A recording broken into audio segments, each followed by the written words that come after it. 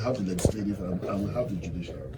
And the legislative arm plays a very vital role if you are going to have good governance, especially where the parliamentarians know the onions, know their work, and their statutory responsibilities. I mean, you see governance at a very decent and respectable level.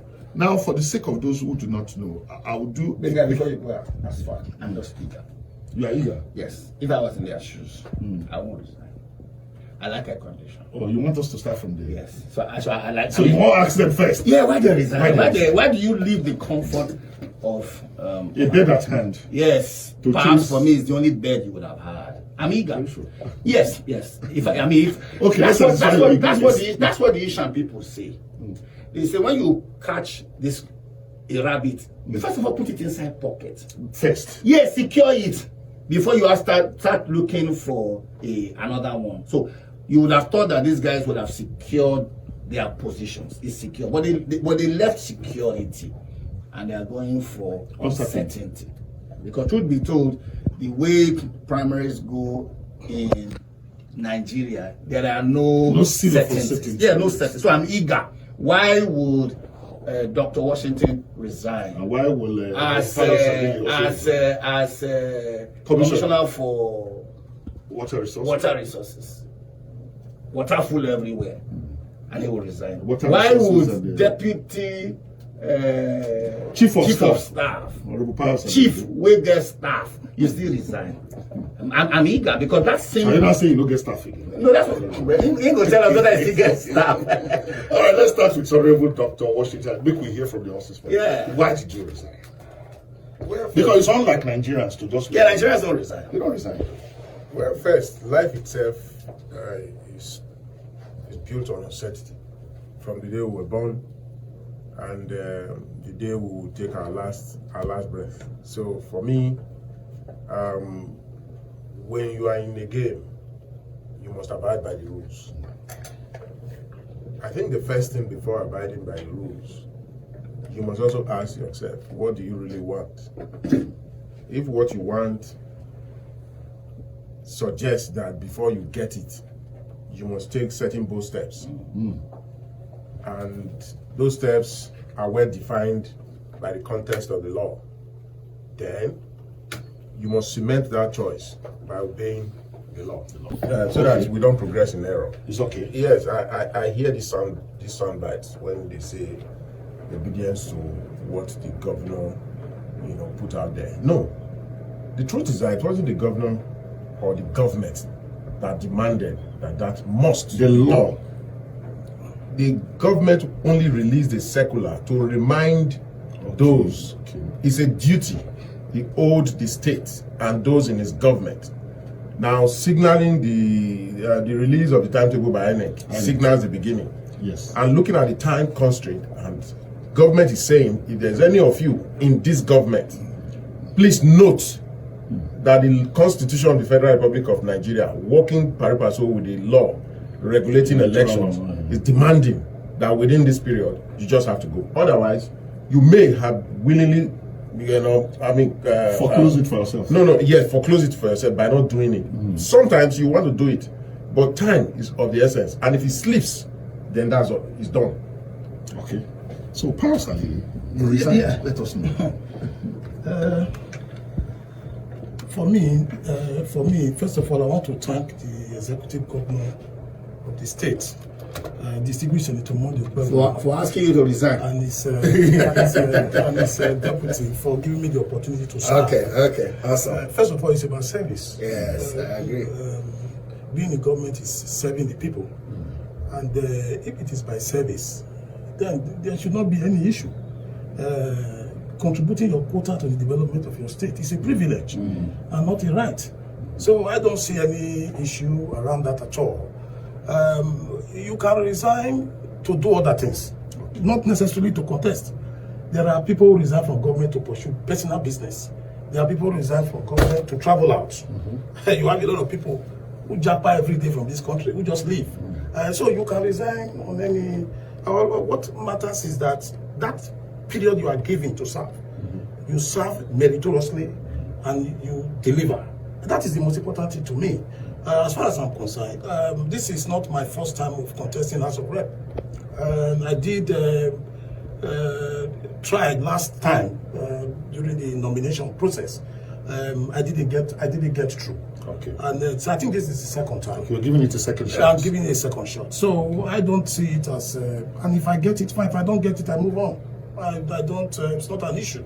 Okay. For me, representing your people is a privilege. Oh, that's And that for me, it's not a right to anybody. It's a privilege, and the issue of desperation over it should not be an issue. It should be about service to the people. All right. Thank you very much. I like clarity, you know. So let's put it on record, because you did say that you can resign for several reasons. Oh yes. But in this particular instance, It's to- both of you resigned because you have aspirations. Yes, You have a choice. Yeah, I know. The governor, His Excellency, the choice are there. Either you remain in government and not contest election, or you leave the government To go to contest. go contest. The choices are there.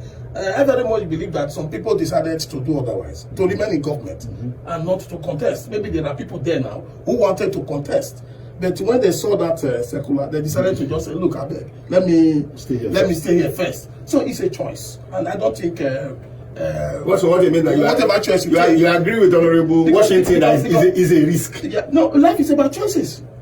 Life is about choices.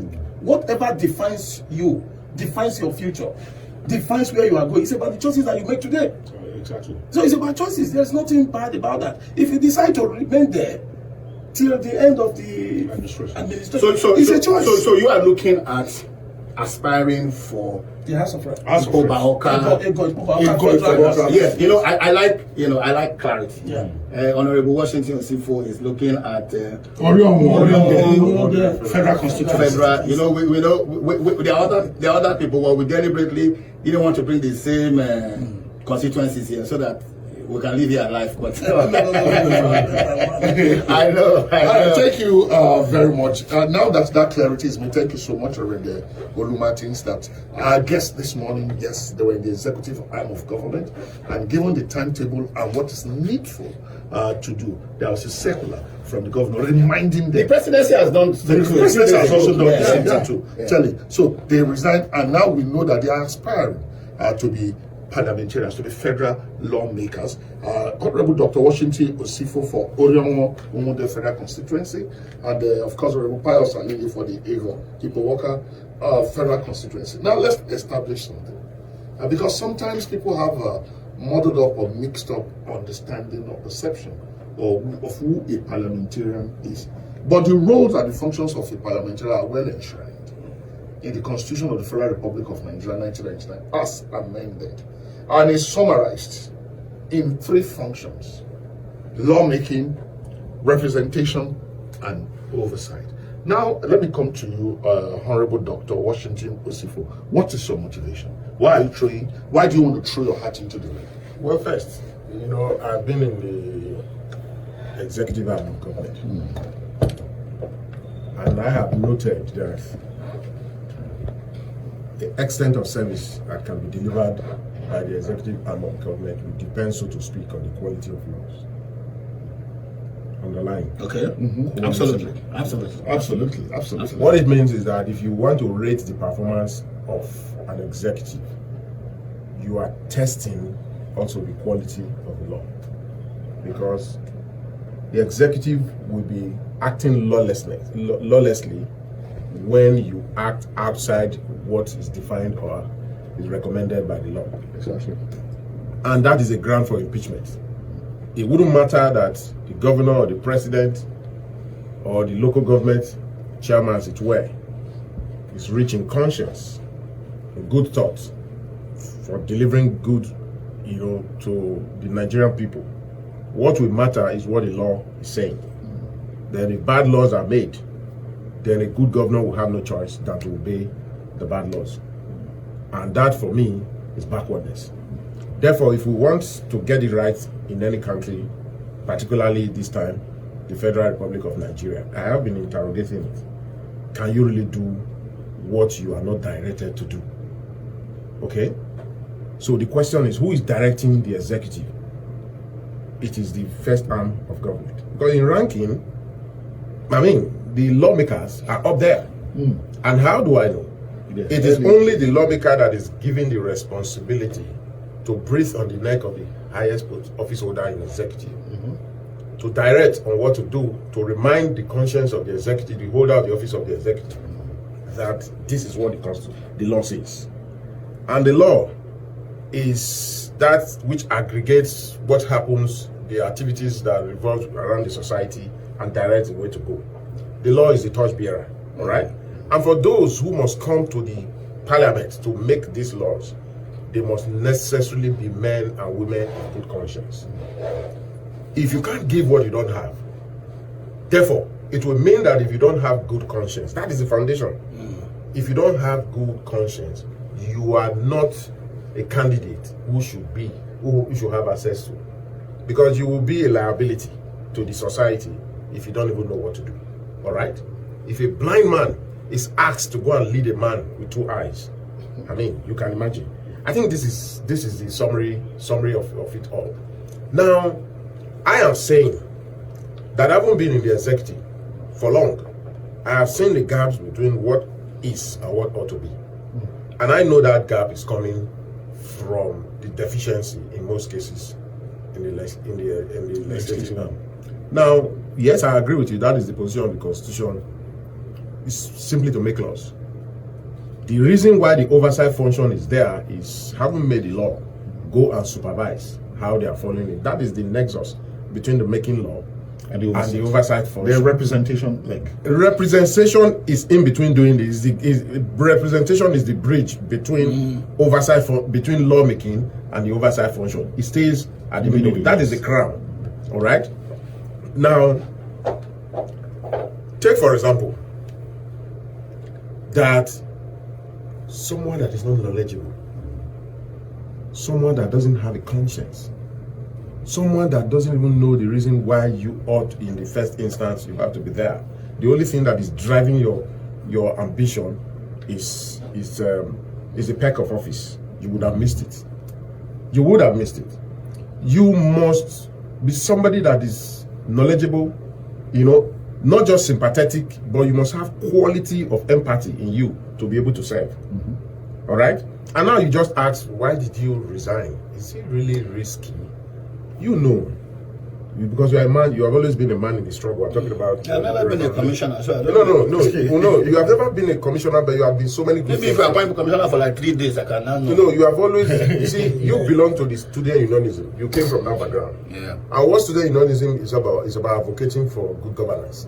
All right? So you don't really have to be there to see that things are not going well. In any case, you are in a table, a more comfortable platform to be able to assess and interrogate what is happening in government. Yeah. That is why your voice is always very loud in breathing on the neck of those who are saddled with discharging public good to the greatest number of the greatest of us here.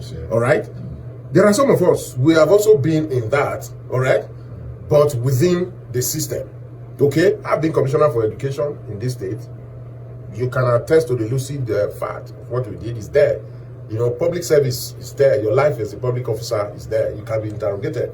The reason why we have the courage, the conscience to say we want to come out is because we are presenting I am presenting myself for you to interrogate my yesterday because I've been there.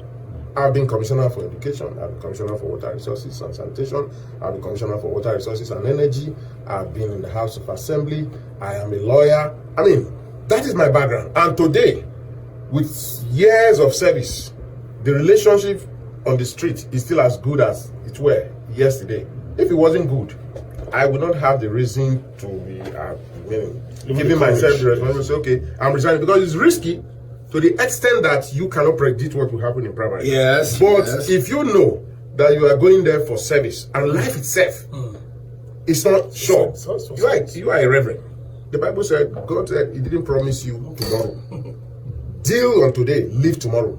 And if the risk you must take to serve the people is resigning and testing the water and see what comes out of there, whatever becomes of tomorrow, it wouldn't matter, all right? Because you are asking the people to give you the mandate to represent them. Let me go. And if the outcome of the primary suggests that the people, is rejecting you and accepting someone else. So be it. No, let me. I'll come to you because I think that your risk is a greater risk. Well, the reason I say so is that there's presently somebody who is there who considers himself entitled for a second term. But we'll get to that. I want Honorable Alile to familiarize us. Take us through Ego Bobaoka, because that's a metropolis. All right, I mean, a whole lot of things are in that. It's a huge constituency. I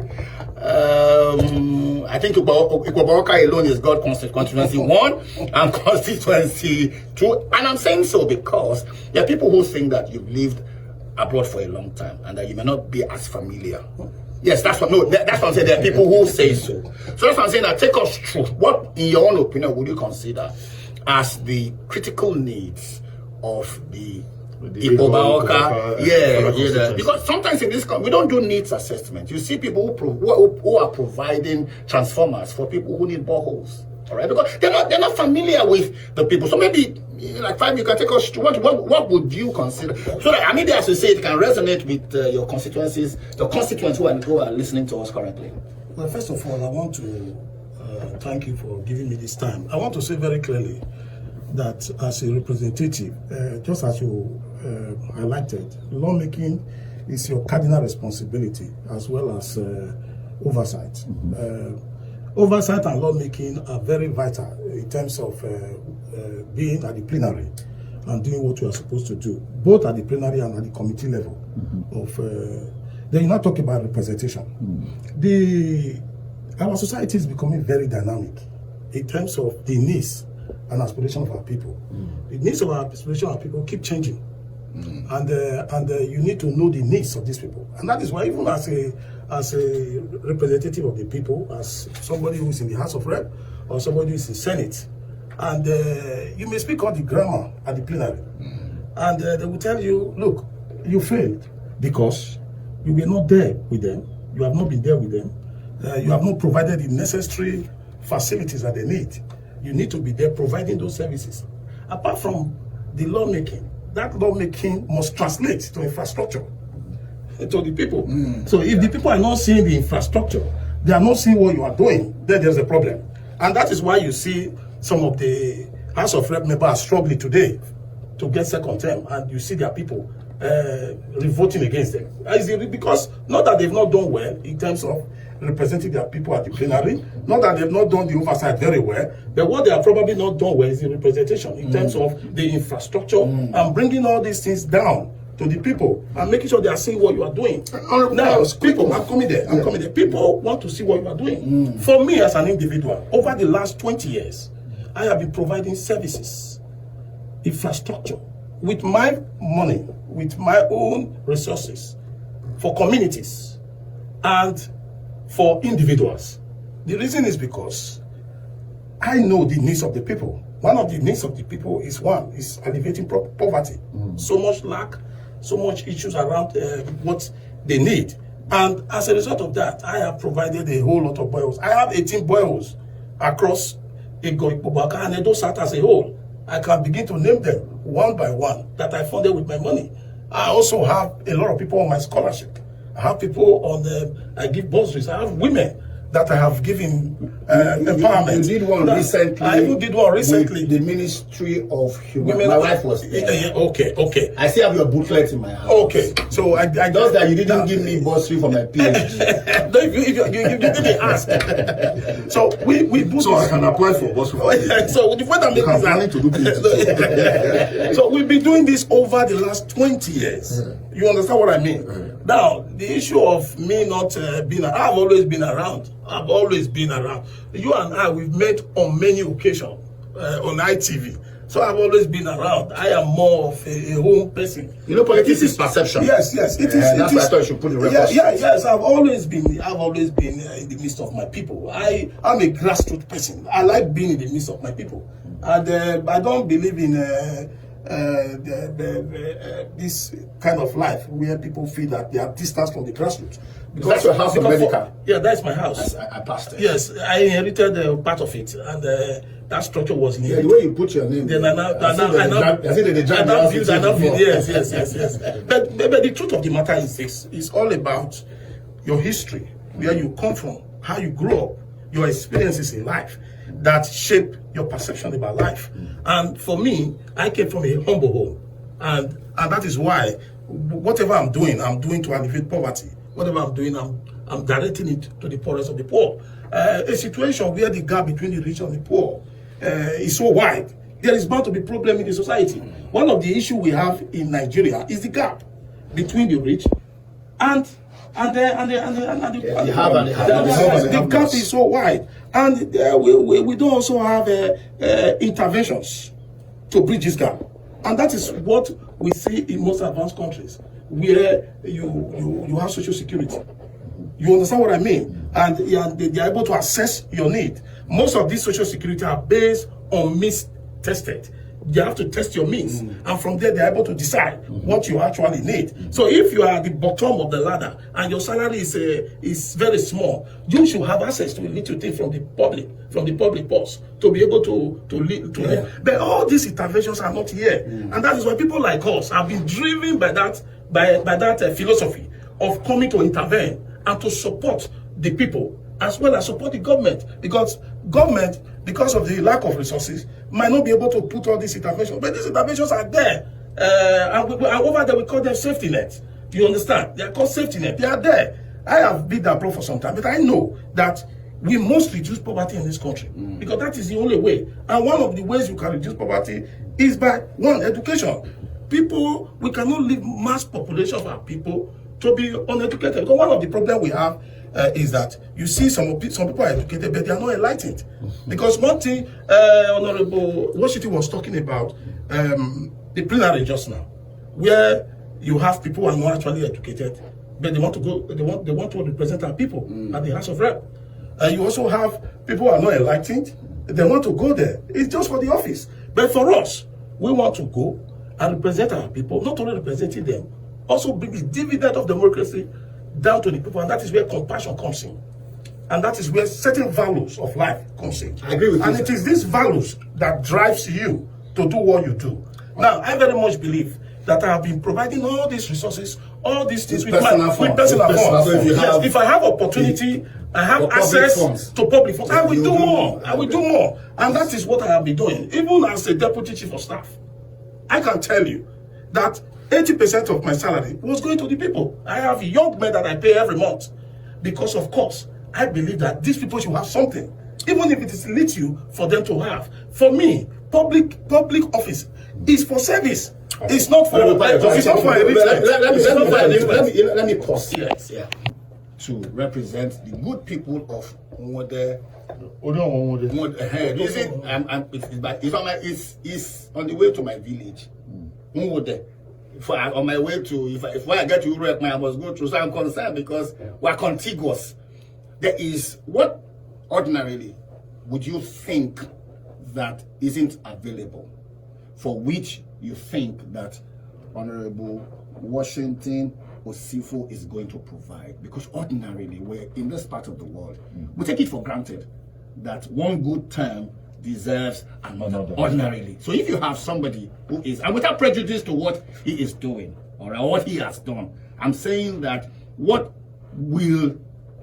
is Dr. Washington Osifo bringing to the table that will be fundamentally different? I'm a pastor. People leave a church and go to start their own church and preach exactly the message of the church that they left. So if you're going to preach exactly the same way, why did you stay in the same church? All right, and why did you have to leave? So that's the what difference? Yeah, what difference is he bringing, to the table? For which, and people also argue that there's something about seniority at the parliament. That if you replace with somebody, a new person with a new person, then the person that is there won't have the experience to grow, and whether they be losing out. So it's like a double barrel. First, I'll be struggling with my conscience, and I hate to struggle with my conscience. With due respect, the reason why I'm saying this is that it has never been my lot that I'm contesting for any position in life, and I will try to diminish the status of a fellow brother. It wouldn't make sense. In fact, that is the first signal, if anyone is doing that, to suggest that you are not a material for public representation. Therefore, that is why I said that I have never sold anybody. Please remind me after the program. Yeah. I need to buy you one tom for this your opening remark. Thank you. Fantastic. I love it. One. So it I wish- deserves a wrap of tom. Yeah. If I was a former commissioner like you, I probably would have bought you ice cream. But at my level, I can afford Tom. But it's beautiful. I like it. I like opening remarks. If I was in your constituency, I'll have voted for you again and again. And it's beautiful. It caught my attention. Thank you. Thank you. Now, the reason why this was fundamental is because I belong to the school of comparison. And there's no way you can really project. And comparison would, suggest that there are two, competing items on the Items, ground, ideas or and you something. need to analyze them side by side. You must juxtapose them, and that will bring me, on board, together with my brother, who's currently representing the people of Alile, the federal constituency, as it were. Now, why did you decide to contest 3 years ago? I decided to contest because I saw the gaps between what was and what was also supposed to be, what ought to be. And now the question is, why are you still pushing and still having that burning desire to contest again?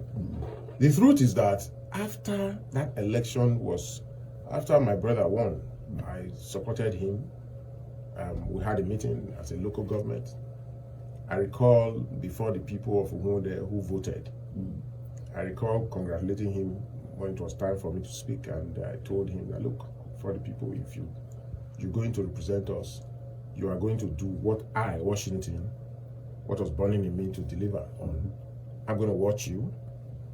If you do well, I'll support you for a second term. If you see me coming out, it will mean that you have not done well. You have not done well. And my people chose him over me then. Now, at that time, what was also we must note today is that at that time there are two types of calls. Thank God, Reverend Martins Olu Martins is here. Even in church, God will call some, and I'm sure that's what was you can relate that with what you said. God will call some, and some will call themselves. There's a third party who call God. Yeah. Oh, some people call God. Yeah, they call In God. politics- God, if you don't send me, I don't go. Yeah, in politics, it's also like that. Some will be called by the people, and some others will also call themselves. They impose themselves on the people. When you impose yourself on the people, you are not likely to do well because you are just going there to represent yourself. But when the people call you, they are calling you on the basis of what they know about your yesterday. They have interrogated it. They are comfortable with your yesterday. Then there is a likelihood that when you get there, you will perform based on the expectation of the people. I wanted to go the last time. The people made a choice. All right? And my brother was the choice. But this time around, the difference is that the people are calling on me. Okay. And if you hear what they are saying all the time when they come for the endorsement, they say, Washington, we are sorry. We were not fair to you. All right? We were being sentimental about certain things. Now we know better. Okay? Sometimes it's good to allow the people to make the choice. Let them make the choice. Let them fail on their choices. Yes. They will take a detour. And when it comes to you, then there is a responsibility for you now, Washington. And what is the responsibility? For every right, there are corresponding responsibilities. Exactly. And the responsibility for me now is that people have trusted your yesterday. And for every today you see, there's an indication that today will become yesterday by tomorrow. Okay? And what that means is that there will be a tomorrow that will also come when reference will be made to this today that they are entrusting into your care. Let it not be said that ambition, having gotten it, it drives a process that suggests that you are failing. Okay?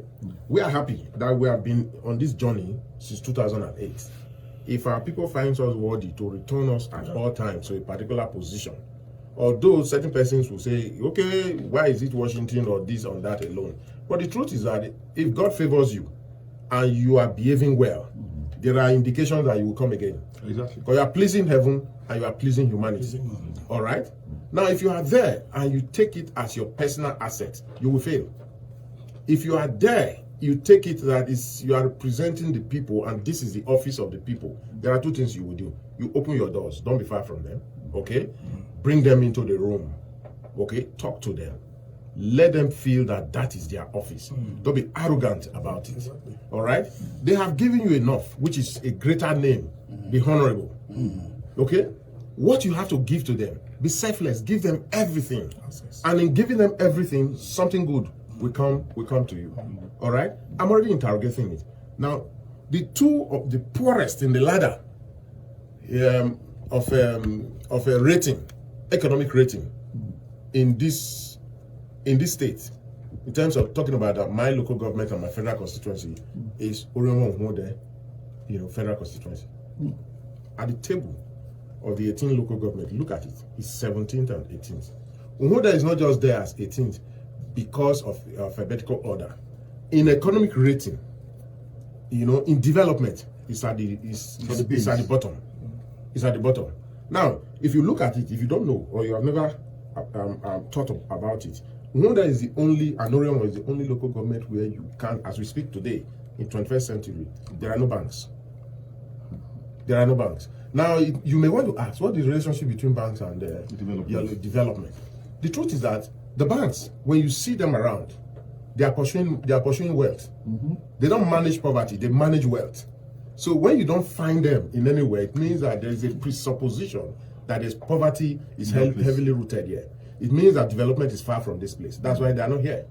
If there are industries good enough and the atmosphere is convivial enough, to suggest that the quality of life is good, okay, that the people they are engaged in one activities or the other that suggest that there is a revolving fund around this area, money spinning in this area, the banks will come to you. Oh, sure. They will register their presence.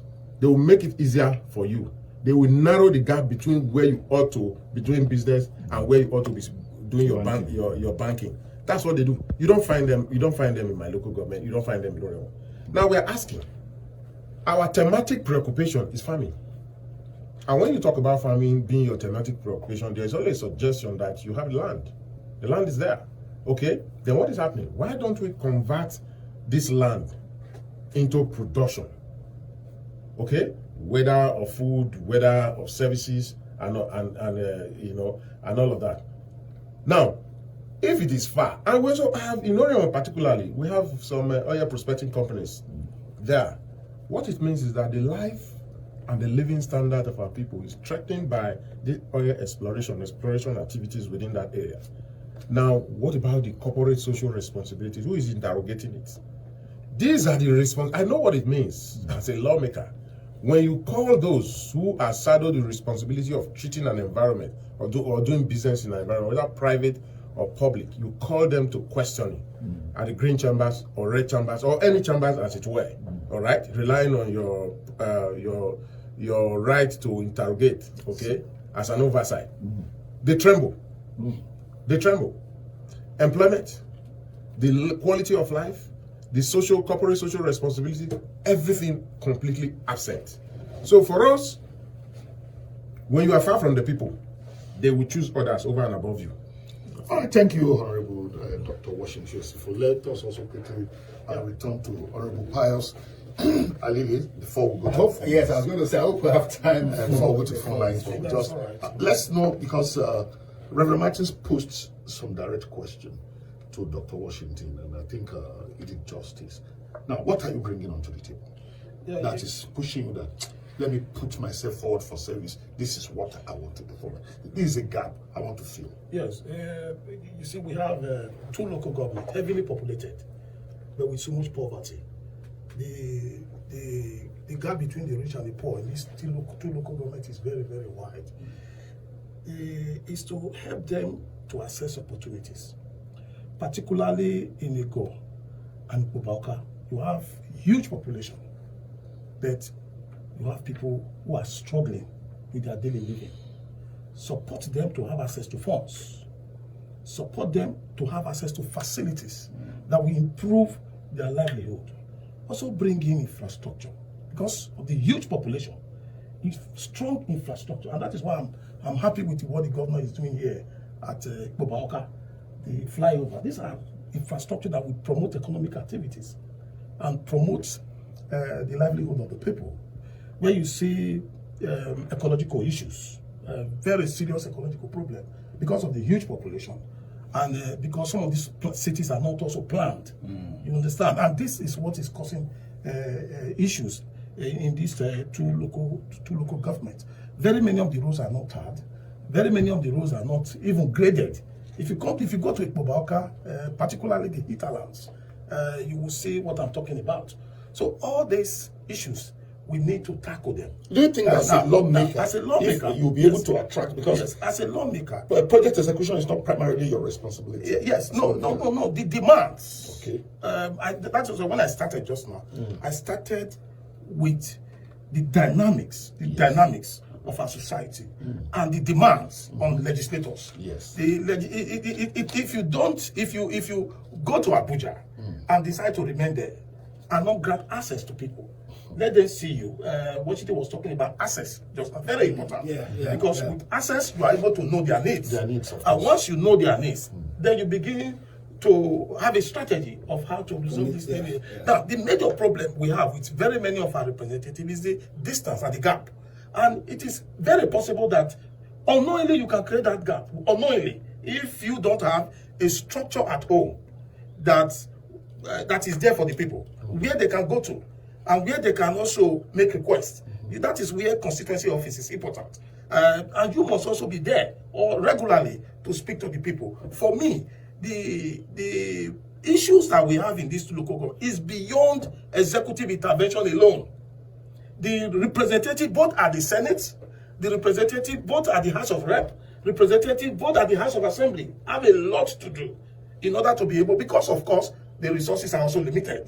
But by the time we all put heads together and intervene in our own little way, you begin to see some of these issues being resolved. Now, you might say that, oh, these little interventions are not important. They are. You see a woman, our mothers, going to collect pure water on credit to sell.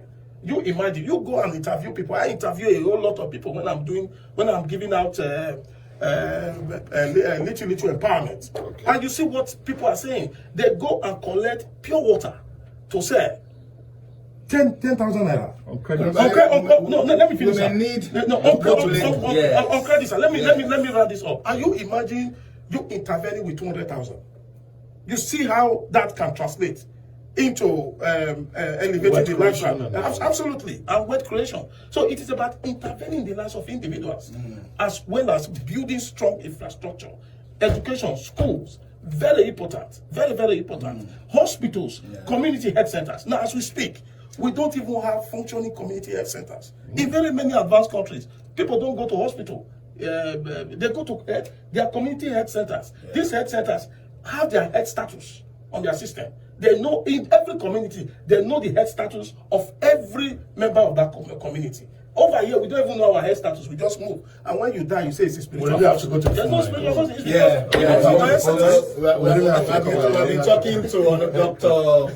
Washington Osifo, who has resigned to aspire to represent the good people of Orion and Umode, and the Honorable Pius Alile, who should not only know health status. Maybe after this morning, you should find out my stomach status. You have to be healthy. Yeah, we have infrastructure. 0705-512-9881. Hello, good morning. Good morning, Mr. Ajala. Glad to have you. Talk to us quickly. Yeah, good morning, Jala. Yes, sir. Yes, sir. Good morning, my brother. God bless you.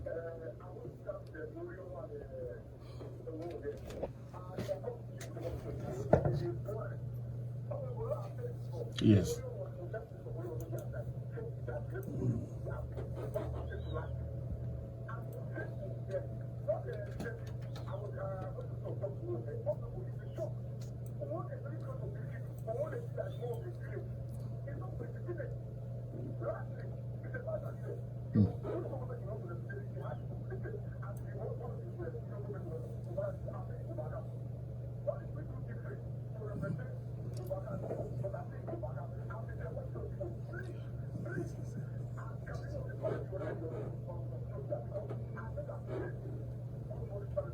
Thank you so very much, much. Mr. Good morning. Jala. Super FM family. Yes, good Super morning. FM family. Okay. Yeah. Thank you.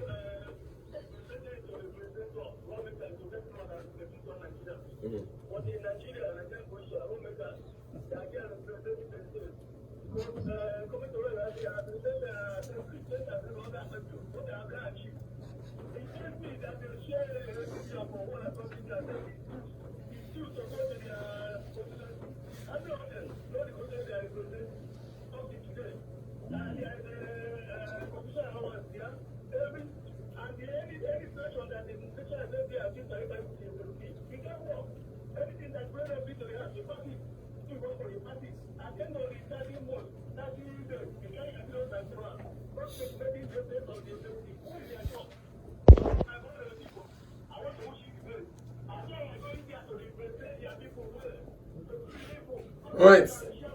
Okay. Okay.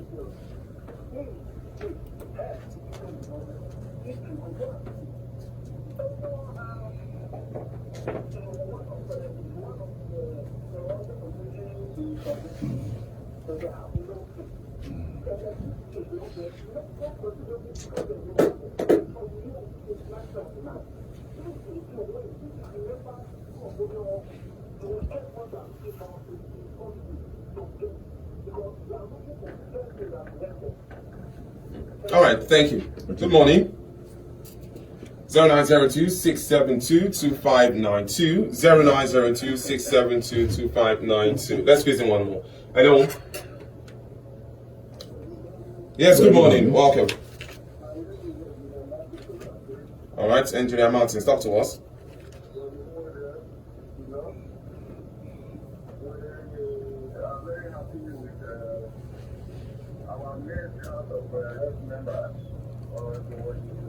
Oh, you are even so certain of it.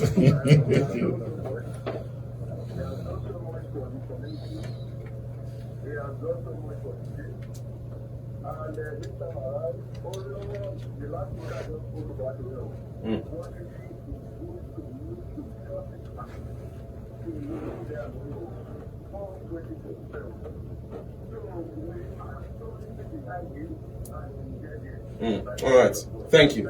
Thank you very much. All right. They can't have closing remarks. No, I will just give them Okay. 30 seconds on Washington, 30 seconds on closing remarks. Well, first, I want to say that the responsibility to serve the public is divine. And when you get it, use it divinely. I pray that God grants us the grace. Hallelujah. You're talking like a pastor now. Honorable Alile, 30 seconds of closing remarks. Yes, I'm a selfless human being.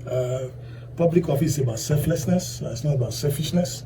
I will bring my personal values of selflessness to service. I will empower the poor, and I will also give people opportunities to assess and be able to improve on their potentials. And it's all about ensuring that representation is people-centered, and that is what I'm going to do. My own representation, my own going to the National Assembly is about the people, and everything that I'm going to be doing will be improving on the well-being of the people. Thank you very much. And party short, Reverend This outing is intentional. Because we must deepen democracy. We must engage. Right? We must let people familiarize themselves with people who are aspiring for office, and so that they will know what they have to work. Because voting is from informed perspectives. You have to be informed for you to know who to vote for, and because your future is dependent on that. So All right, so for me, it's a wrap. Okay, so that's our show for this morning. you must like more. It's a rap. It's a rap. It's like more. That's our show for this morning. Many thanks to you all. By my calculation, we have 3 honorables in here with us this morning, and one reverend in particular. Maybe I might have to add one more title to myself. Why can we have two reverends? If we have two, who will take offering today? Maybe you will answer. All right.